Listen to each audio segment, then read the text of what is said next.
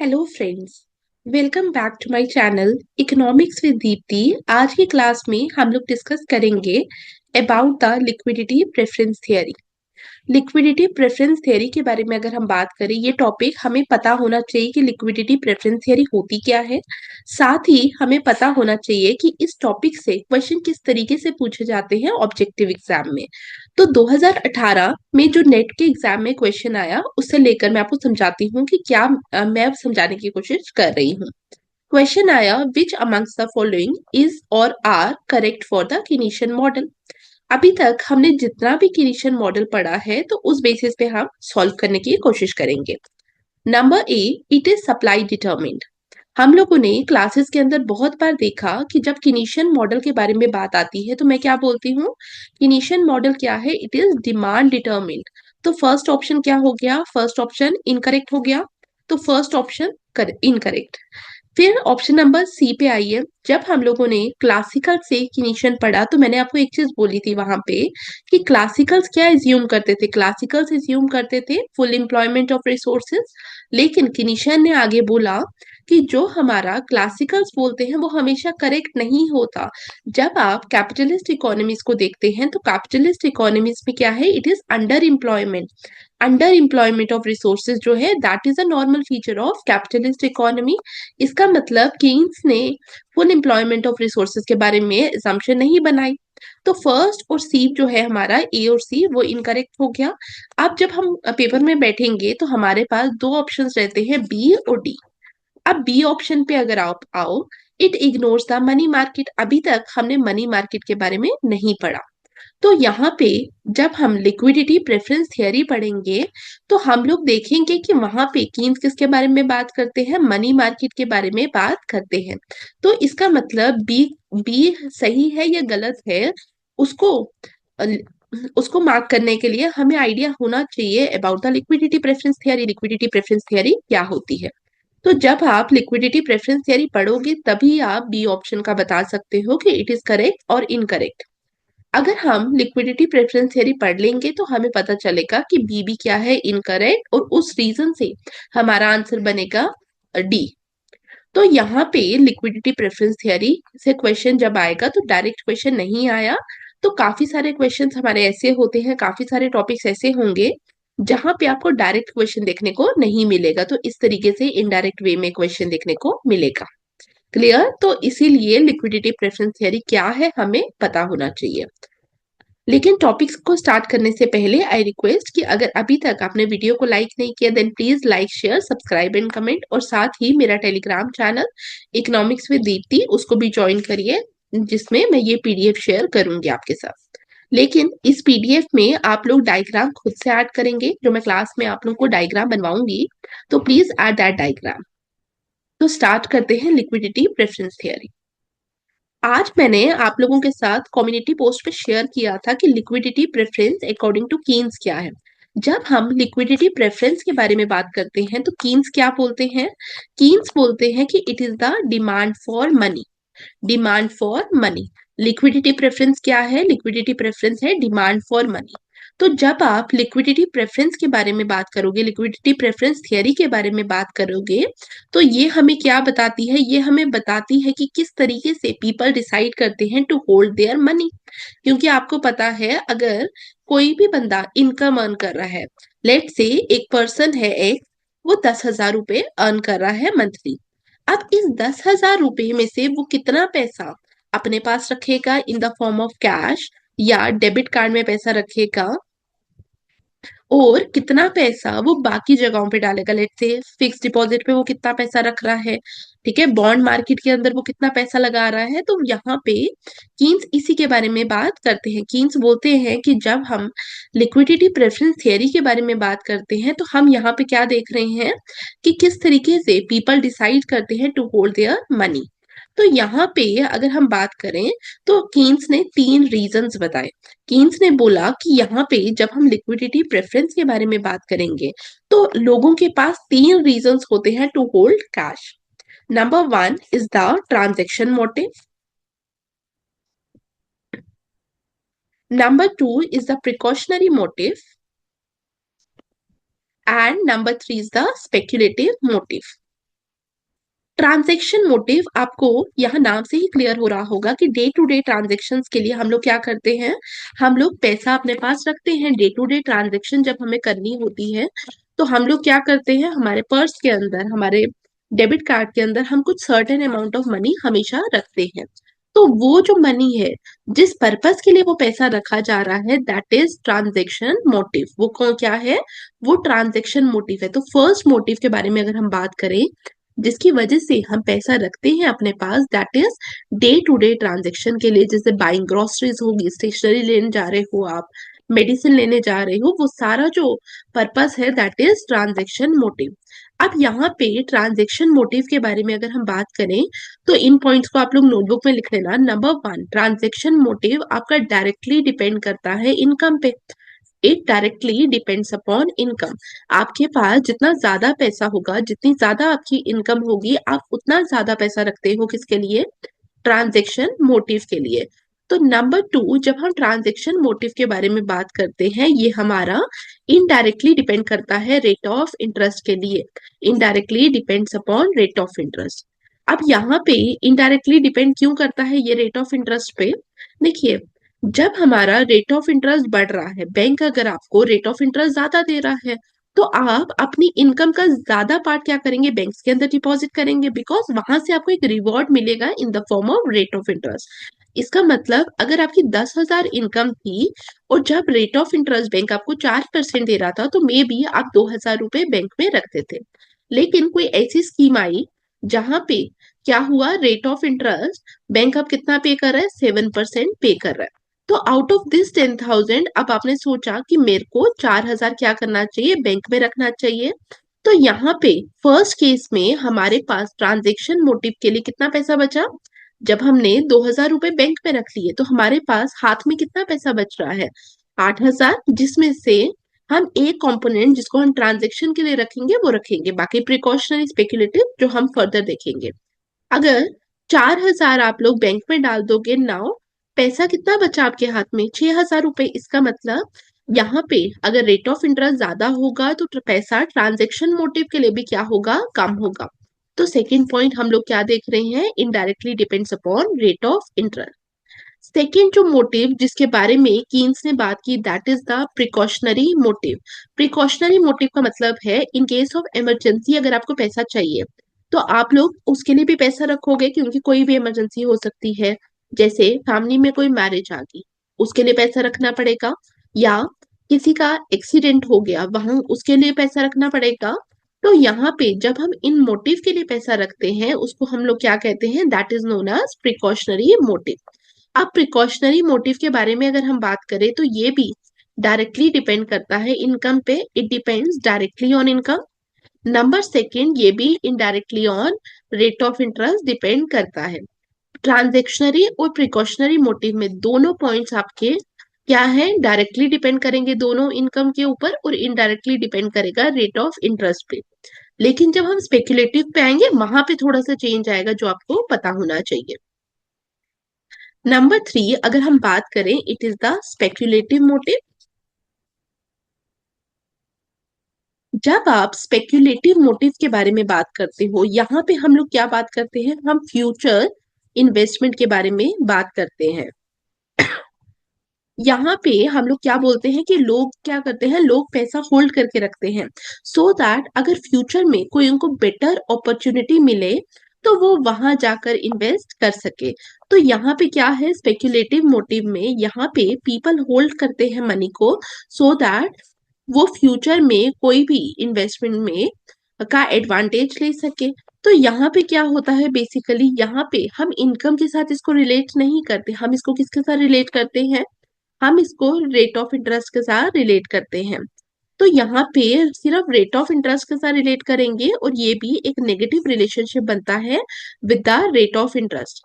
आप इसको इस तरीके से भी समझ सकते हो, अगर हमें लग रहा है कि आज कहीं पे आज एक बॉन्ड पे अगर हमें इन्वेस्ट करना है तो बॉन्ड में 4% इंटरेस्ट रेट चल रहा है, लेकिन हम लोग स्पेक्यूलेट कर रहे हैं कि in future rate of interest क्या होगा, बॉन्ड में रेट ऑफ इंटरेस्ट बढ़ जाएगा। लेट से 6% मिलेगा बॉन्ड के अंदर रेट ऑफ इंटरेस्ट, ठीक है। तो वहां पे आप क्या करोगे, आप फर्दर पैसा रख लोगे, क्योंकि बॉन्ड में क्या होता है, बॉन्ड में फिक्स रेट ऑफ इंटरेस्ट होता है। तो आप पैसा अपने पास रख लोगे आज, ताकि जब रेट ऑफ इंटरेस्ट बॉन्ड में जो न्यू बॉन्ड्स इशू होंगे उसमें जब रेट ऑफ इंटरेस्ट 6% होगा तो आप तब जाकर इन्वेस्ट करोगे। तो इसका मतलब जब 6% रेट ऑफ इंटरेस्ट होगा, आप लोग क्या करोगे, आप लोग अपने पास पैसा क्या करोगे, कम रखोगे। इसका मतलब 6% रेट ऑफ इंटरेस्ट है तो हमारे पास स्पेक्यूलेटिव डिमांड के लिए पैसा क्या हो जाएगा, कम हो जाएगा। लेकिन जब 4% रेट ऑफ इंटरेस्ट मिल रहा था तो हमारे पास पैसा बचा हुआ था, ठीक है, हमारे पास यहाँ पे पैसा बचा हुआ था because of indirect relation between the rate of interest and the speculative demand for money. एक बार पीडीएफ में देखिए, Keynes liquidity preference theory is a concept in economics that explains how people decide to hold their money.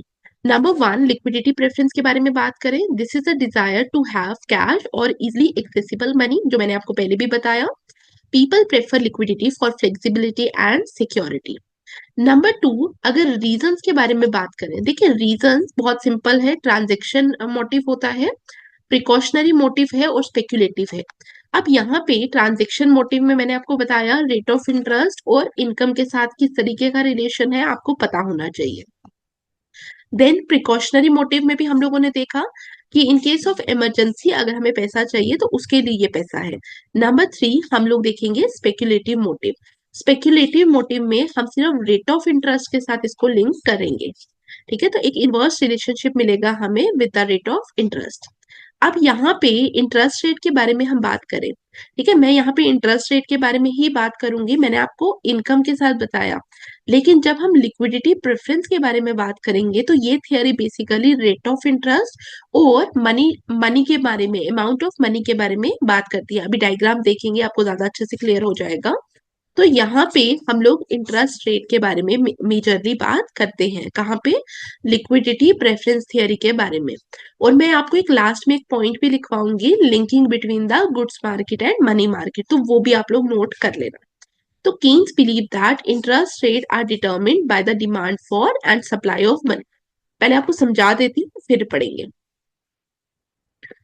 अब यहाँ पे Keynes ने क्या किया, Keynes ने बोला कि here we have the rate of interest, here we have the amount of money. Amount of money में हमारा मनी डिमांड और मनी सप्लाई दोनों आएगा, ठीक है। तो यहाँ पे जब हम मनी डिमांड के बारे में बात कर रहे हैं, आप लोगों ने देखा whether it is transactionary demand, whether it is precautionary demand और whether it is speculative demand, हर demand with rate of interest क्या शो कर रही है, एक इनवर्स रिलेशनशिप शो कर रही है। तो इस रीजन से हमारा जो मनी डिमांड कर्व आएगा वो कैसा आएगा, वो नेगेटिवली स्लोप आएगा। मनी डिमांड कर्व कैसी है, नेगेटिव स्लोप कर रही है। लेकिन अगर हम लोग इसके बारे में बात करें, मनी सप्लाई के बारे में बात करें, तो मनी सप्लाई हमारी फिक्स है। क्यों फिक्स है, नंबर वन, मनी सप्लाई हमारी क्या है, इट इज एक्सोजीनियसली डिटर्मिन। एक्सोजीनियसली डिटर्मिन का मतलब होता है कि ये हमारा बाहर कोई एजेंसी है जो डिटर्मिन कर रही है। जैसे इंडिया के केस में कौन है, it is the reserve bank of India. तो सेंट्रल बैंक है जो डिटर्मिन कर रहा है कि मनी सप्लाई कितना होगा इकोनॉमी के अंदर। तो इट इज एक्सोजेनियसली डिटर्मिन, तभी हम लोगों ने क्या बनाई, फिक्स मनी सप्लाई बनाई। एक वर्टिकल लाइन है अगर आप ध्यान से देखेंगे। तो जहां पे हमारी मनी डिमांड और मनी सप्लाई इंटरसेक्ट करती है, कीन्स बोलते हैं ये हमें जो पॉइंट मिलेगा, ये हमें किसका पॉइंट मिलेगा, it is the point of rate of interest. ये किसका पॉइंट है, ये रेट ऑफ इंटरेस्ट का पॉइंट है, ठीक है। तो ये आर है आपका रेट ऑफ इंटरेस्ट। अगर इकोनॉमी के अंदर क्या होता है, समहाउ सेंट्रल बैंक क्या करे, मनी सप्लाई को बढ़ा दे।